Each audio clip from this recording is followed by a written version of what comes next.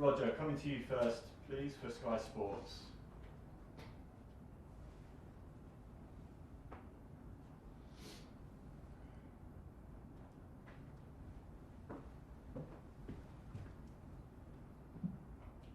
Fire away, Roger.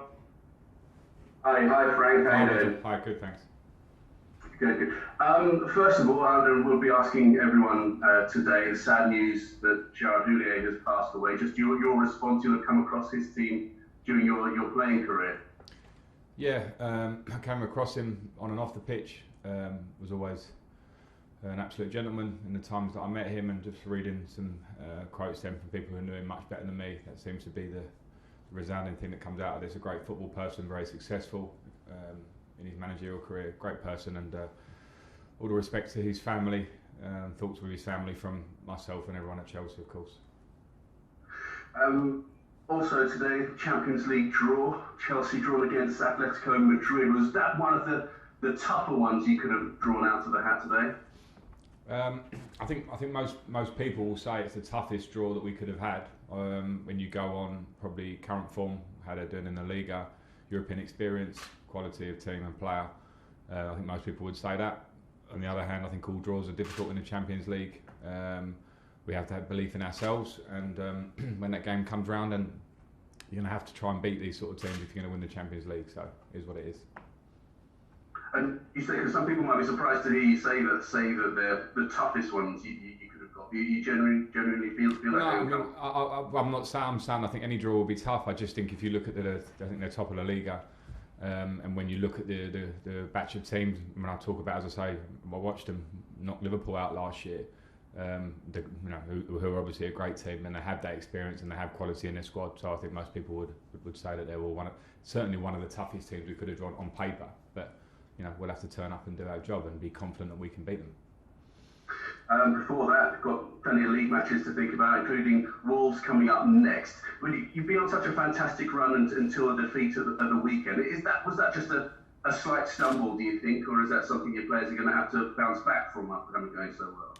Yeah, well, both of those. I think I think the Premier League is unforgiving. We saw that with different results over the weekend. We see it pretty much every weekend or every match day. We want our top level on Saturday, and we got beaten. That's it. We've been on a really long unbeaten run, playing some really good football as well as winning games, and we dropped our level for a game. So yeah, it's absolutely on us to pick it up again straight away. Was it a matter of you just dropping your level? Do you look at your performance of the weekend and think, yeah, we didn't match up to what we've been doing in the last few weeks or so? Yeah, we've been playing well, and I'm not the one that always sits here and says that, because I know that the next game is always the most important one. But we've been playing well and getting results with that, and moving in the direction we want. But this is the Premier League, as I say. You don't go to these clubs like Everton and expect anything, and we didn't quite perform, and we lost the game. Let's come to you, Moose. Hi Frank, how are you? Good, thank you. I'm going to ask one about the game in a moment, but it seems pretty likely this afternoon that London is going to go into Tier 3, and I was speaking to a couple of managers in London back end of last week. Just got fans back, just kind of got used to having fans back. It's going to be difficult for you and the players to now adjust to playing behind closed doors again. Yeah, I think if it comes in, Moose, I think it will be, and I'm slightly disappointed. Even though we're in Tier 2 and we've had fans in for a game already, I did feel that it should have been a level playing field for fans. If some clubs can have them and some can't. We've seen, I think already, or felt it on the pitch, the backing that they give you and what it does to the game. I think that should be pretty level. I also think that we can, I'm not telling the government what to do, but control 2,000 fans coming into a stadium if they're coming from within that tier or whatever, however they want to do that, to keep things moving along. So it's unfortunate, to say the least. Do you think, just off the back of that follow-up, do you think maybe football should be exempt? I'm not, again, like you, I'm not trying to tell the government what to do, but do you think there's a case to argue?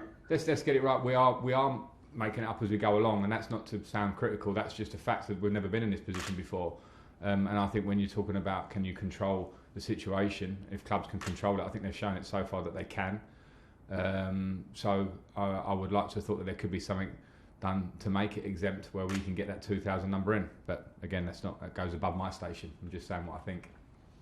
Yeah, you and me will never be Prime Minister, Frank. I don't want to be, don't worry.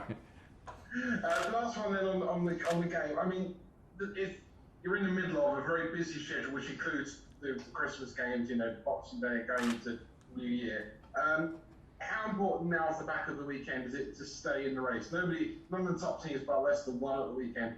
It's just important over the next month, isn't it, to stay in the race? Yeah, definitely. And as I kept saying when people were sort of touting us for title contenders after the Leeds game particularly, I think I felt it's a long race to win a Premier League. I did it as a player. I understand lots of elements of it, and there are lots of difficult moments, and one of those is losing a game and trying to bounce back from it very quickly, which is what we need to do, and to sustain performance and sustain results over a period of time, and particularly a busy period of time like Christmas. So yeah, it's on us to try and do that. Go to Olivia at PLP. Hi, Frank. Hi. What's the update on Christian Pulisic? Obviously he was left out of the squad. Is he going to be in the squad or even in contention to start against Wolves tomorrow? Yeah, he was out of the squad for injury, so he was struggling with his hamstring at the weekend. He trained when we played against Everton on that day and has felt better, so he's in the squad for tomorrow. Yet to be decided whether he starts or not, but it's obviously positive news from where it was at the weekend. Perfect. And you've been playing 4-3-3 and it's been working really well, and the balance of the team's been really nice. With Ziyech and Hudson-Odoi both being out, are you considering a different formation almost to get better of the players that are available to you? I'm not in the short term, no. I think we've been playing very well. Of course, as you say, Hakim Ziyech has certainly been very pivotal when he's been playing, and Callum, when he's played, has done well. And all of a sudden, we're very short on wingers.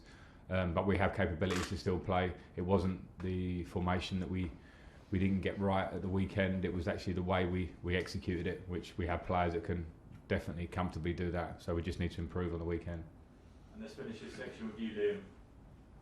Hi, Frank. Hi.